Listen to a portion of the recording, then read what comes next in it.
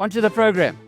And it really is such a pleasure to have Geordin Hill-Lewis here for the first time. He's never been to a business conference. This is BNC 9. Helen Ziller's been here. She was cursed by Gayton McKenzie, and I don't know if there were there any of you here at that one. Yeah, Peter, ish. So Helen came in late. I thought she was going to arrive after Gayton and Mashaba had their talks, but she actually arrived early, and the lights were incredibly bright. So if you were standing here, you couldn't see anybody. Colin's got the lights perfect at the moment, and she was sitting in the front row, and these two guys went off as though Helen wasn't in the room.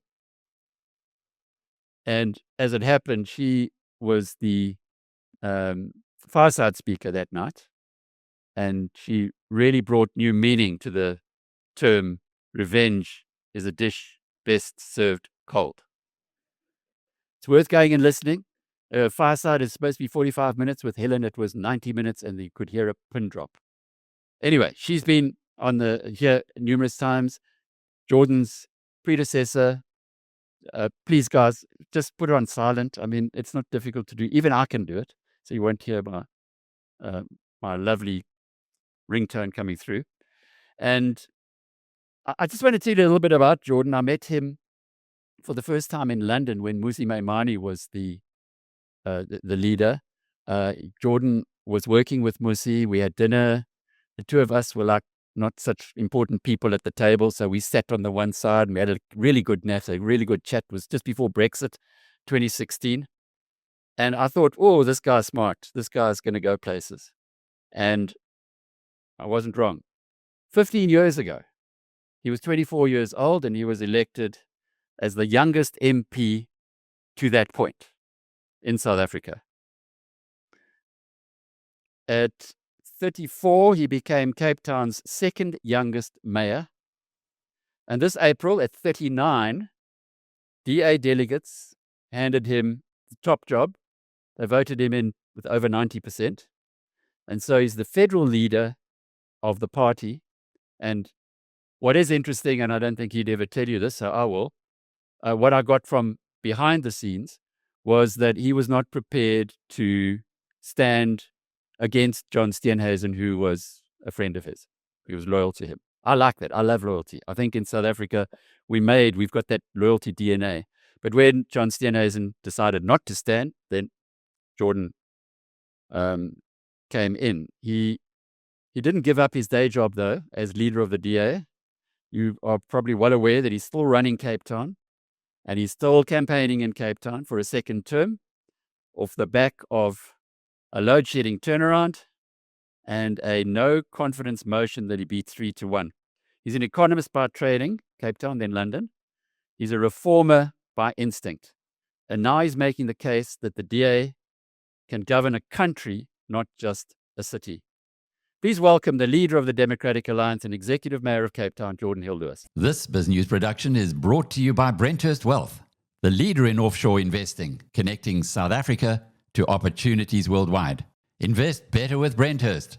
Well, thank you very much, Alec, for the kind invitation. As you said, it is my first BNC, and it is really cool to be here. I've been watching online for a few years, but really great to be here in person. And what a great crowd.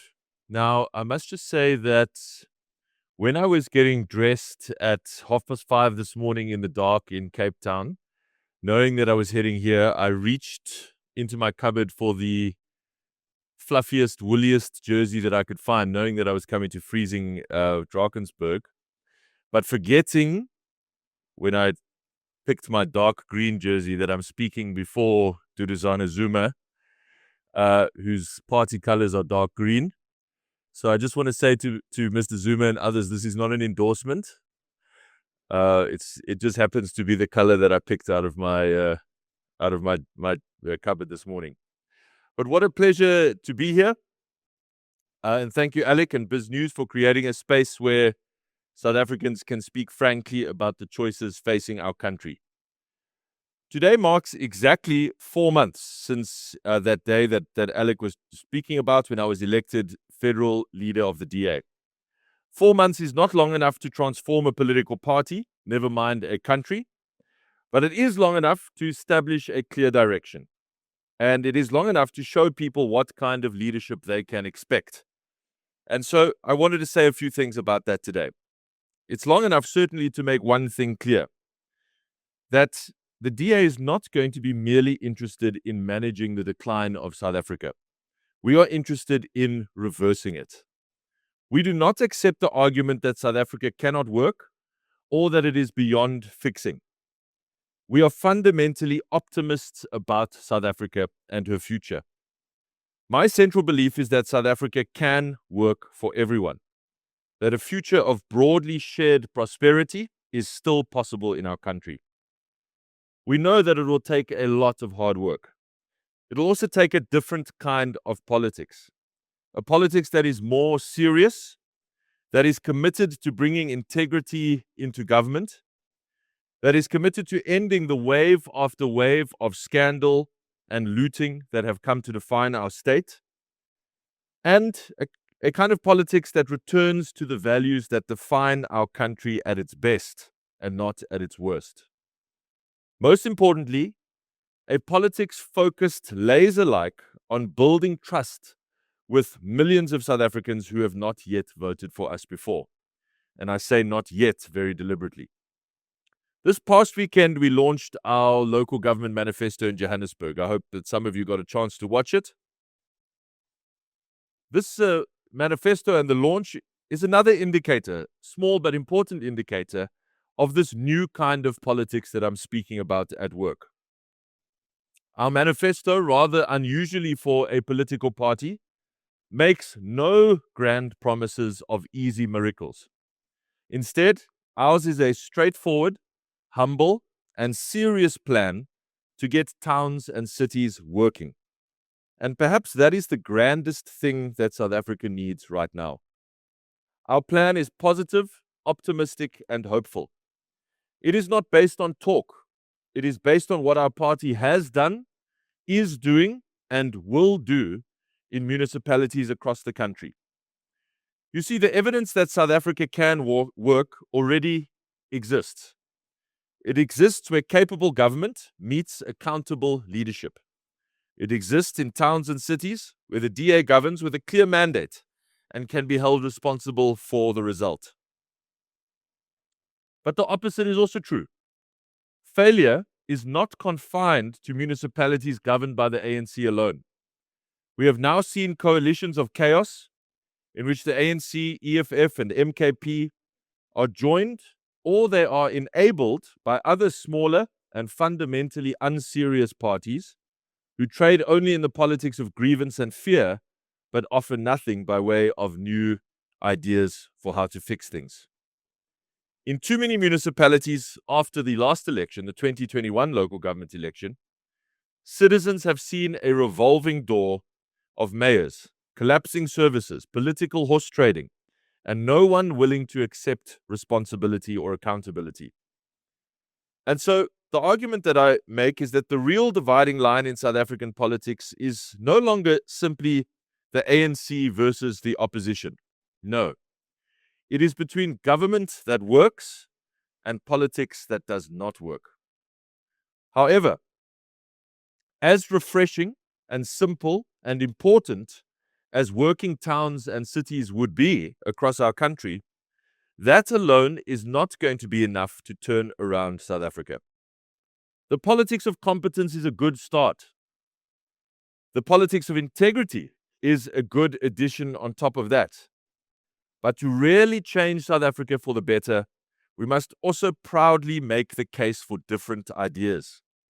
We are not in politics to pursue the same ideas as the incumbents, just executed more efficiently.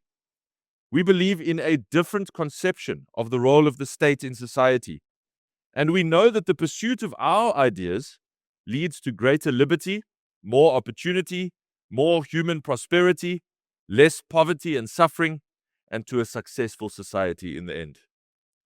So, we are committed to working towns, But we cannot stop at working towns. Our mission must be to become the biggest party in South Africa. That is the only way that we will reform the state fundamentally, so that it actually works in favor of all South Africans. Now, that is hard and ambitious. Yes, it is. But there is reason to be optimistic. Last week, the Social Research Foundation released its newest poll. You might recall that the SRF was the most accurate polling in the last election cycle. Accurate in the final weeks to within half a percentage point, if memory serves. Most of the media has perhaps understandably focused all of their reporting on the implosion of ANC support in Johannesburg, to just 18% support now. So if you look at the way that that poll has been covered the last week, it's all focused on that Johannesburg number, that 18% number. And of course, it's easy to understand why, given the absolute massive attention on the Joburg election. In the same poll, the DA and our wonderful, energetic mayoral candidate, who you just referenced, who spoke here previously, Helen Zille, is attracting 44% of the vote. That is within striking distance of a majority, which would give her and the DA the mandate needed to begin the long, hard slog of fixing that wonderful but benighted city. So perhaps it is understandable that that has attracted the lion's share of the coverage. But to my mind, one of the secondary numbers is just as important, if not even more so. An equally shocking result was the fact that the gap between the DA and the ANC nationally is now just 7%, at 27% and 34% respectively. That is truly exciting and wonderful news, and I certainly intend to press the advantage. The other reason to be optimistic is that the ANC's worldview is rapidly colliding with the facts of life. For example, what is hardly ever said about the reform agenda currently being pursued by the GNU under the rubric of Operation Vulindlela, what's hardly ever said about that is the obvious truth, that those reforms are being pursued now only because everything else has already failed. That is the brutal truth of it. The ANC is not privatizing the ports because they love to do so. They will, of course, never use the P word, but they call it concessioning, but they can call it that if they want to. But they're not doing that because they love to do so. They are doing so with great reluctance because they are fresh out of other options. Their adherence to every other statist fantasy has failed. And so all that remains is reality. I recently had a discussion with an ANC mayor of one of the other 7 metros in South Africa. I will not give their name or even their gender because I genuinely appreciated this conversation and I want to protect them. I don't want them to get into trouble for saying this. But their words will actually stay with me always. This metro mayor said to me, "I now realize that the things I spent my whole life believing were true are the same things that have destroyed this city." Poignant words indeed. Conversely, though, reality is more closely aligned to the DA's conception of the state. Put simply, the DA has reality on our side.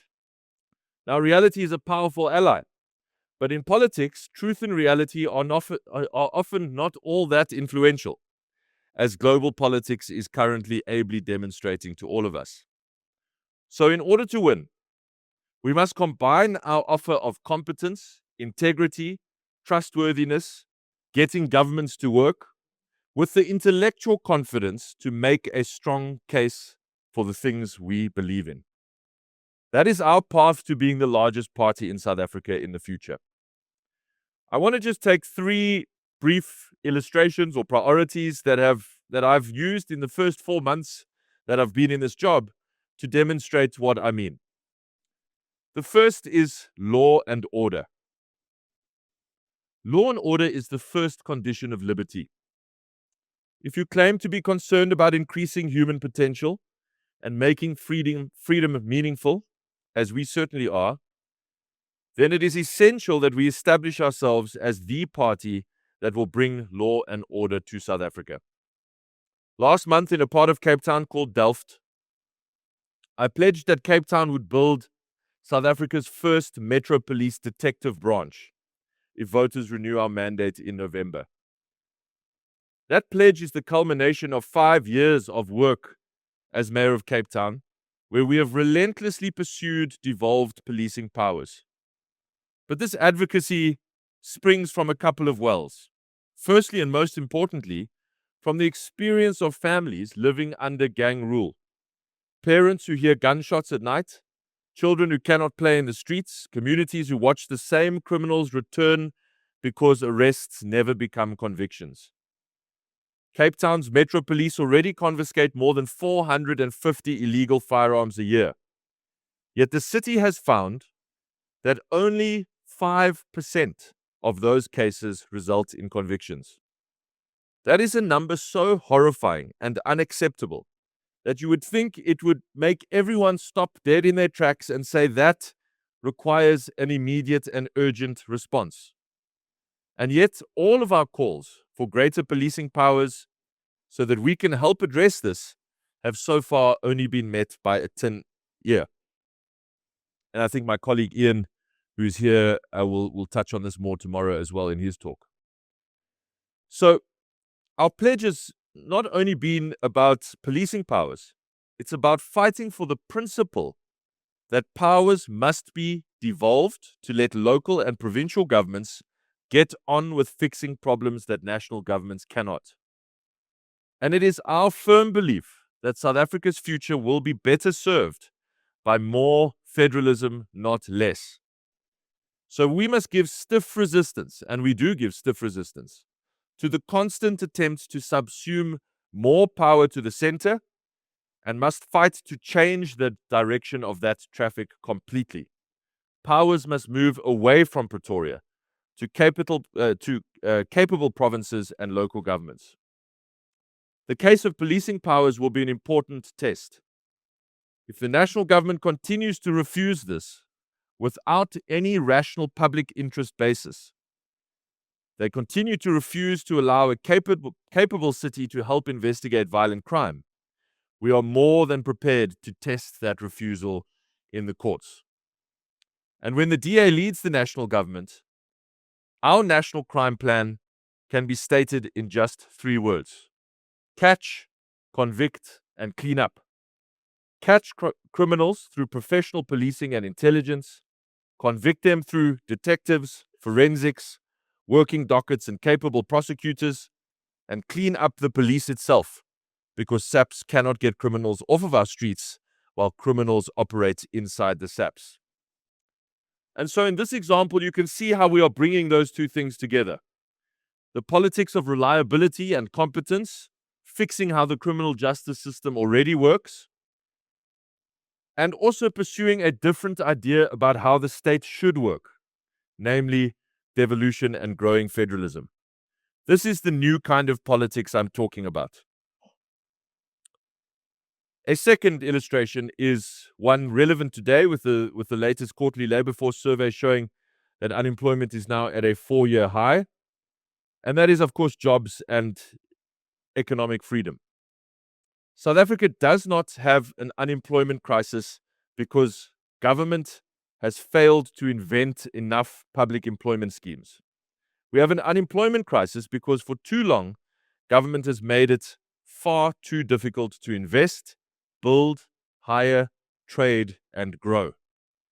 Jobs are created when an entrepreneur takes a decision to risk their own capital, when a company expands a production line, when a developer receives an approval, when a tourist books a trip, or when a small trader gains a new customer.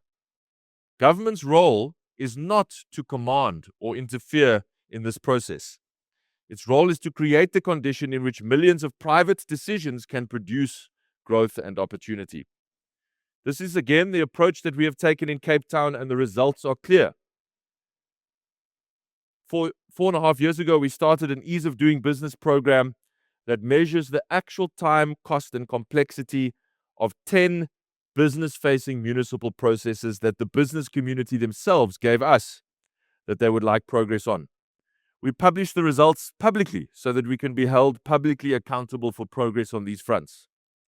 One practical example is the city's digital way leave system. The average process has been reduced from approximately 40 days to 6 days, an 85% improvement. Now that may sound technical, but to a business waiting to install fiber, connect electricity, install infrastructure, or begin construction, 40 days waiting for a municipal way leave is more than a month of extra holding costs. It is rent, it is wages, it is interest, it is lost customers, it is delayed jobs. Cape Town is certainly not perfect. Our unemployment remains far too high, even though it is the lowest in the country. By global standards, it is still far too high. But the contrast matters. Just listen to the contrast. This is the approach that a different conception of the role of the state makes. Over the last 5 years, Cape Town created nearly 2/3 of all the net increase in employment in the 5 big metros in South Africa. Cape Town created more jobs, in fact, a lot more jobs, than the other 4 largest metros put together. That is the compound effect of functioning institutions, reliable services, infrastructure investment, regulatory improvement, and a government that welcomes enterprise instead of treating it with constant suspicion. This is the lesson I want the DA to carry into every government we lead. The private sector is not a suspect to be monitored or a junior partner to be bullied. It is where jobs are created. It is where enterprise and investment happens. A capable state, bringing together those two ideas again, a capable state must do the essentials well. Law and order, infrastructure, education, healthcare, safety net for people in genuine need. But it must also have the proper conception of what the role of the state actually is, and not go beyond that. It must trust citizens, trust entrepreneurs. That brings me to the question of the government of national unity. The DA entered the government of national unity for 2 reasons: to keep destructive populists away from the levers of national power, and to show South Africans what the DA can actually achieve in government. But let me be very clear.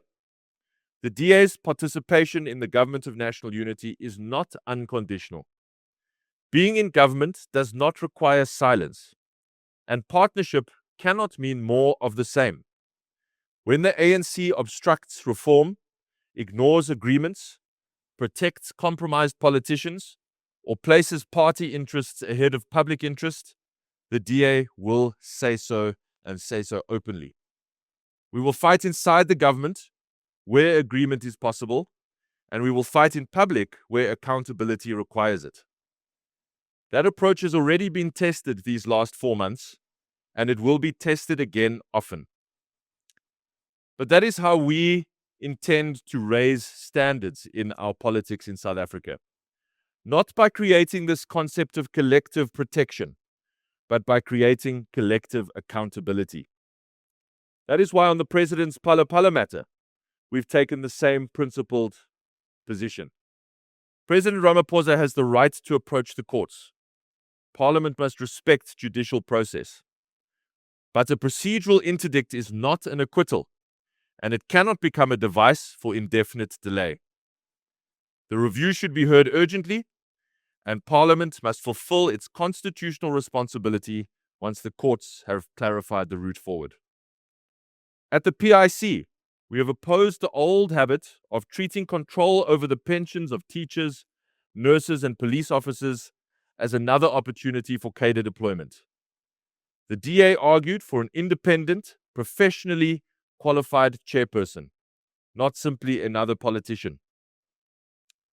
The ultimate outcome fell short of the clean break we wanted, but we insisted on a commitment to the outstanding Mpati Commission reforms, and we got that, and we will hold the government to that commitment.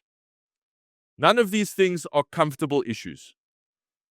Coalition politics, GNU politics, is not meant to be comfortable. It's meant to produce better government. And now, we must go even further. DA ministers will use every lawful opportunity and regulatory power available to them to open the economy. They must challenge rules that protect incumbents instead of consumers, shorten approval times, remove barriers to investment, expand access, enable private participation, and insist that regulation be judged by outcomes rather than ideology. The DA does not believe a regulation is successful or nice or necessary just because it was announced with the right revolutionary language. Government is successful if the economy grows, unemployment comes down, human suffering is eased, and people are moved out of poverty. So we are not in national government to become more like the ANC, and we will never be. We are there to make national government work more like the best DA governments. That is the deeper shift I spoke about last month in a speech called Subjects to Citizens. For too long, South African politics has treated people as subjects of political parties, dependent on the permission, patronage, tenders, and connections of state approval. A citizen-centered country begins from the opposite premise. The state belongs to the citizen. Opportunity should not depend on proximity to a political party. Economic decisions should belong to free people. What to build, where to invest, who to hire, and how to serve their customers. The DA I am building will be unapologetically on the side of those citizens. We'll be on the side of the family who wants a safer street, the young person looking for a job, the small business owner who needs an answer from their municipality, the investor deciding whether South Africa is worth the risk, and the voter who is tired of being told that failure is inevitable. 4 months into this job, my optimism about South Africa has not diminished. In fact, it has grown. Because I've seen how quickly people respond when politics offers something better than just anger. I've seen how communities cross old political boundaries because they actually really want a working government. And I've seen in the places where the DA governs well, that decline is not inevitable, that success and prosperity is possible. So this will be the DA that I try to build under my leadership. A party strong enough to govern, a party confident enough to support markets and liberty, a party serious enough to enforce the law, a party honest enough to confront complexity, including that inside the GNU, and a party optimistic enough to believe that South Africa's best days are very much ahead of it. Thank you very much. This BizNews production is brought to you by Brenthurst Wealth. Building wealth and protecting legacy since 2004. Invest better with Brenthurst.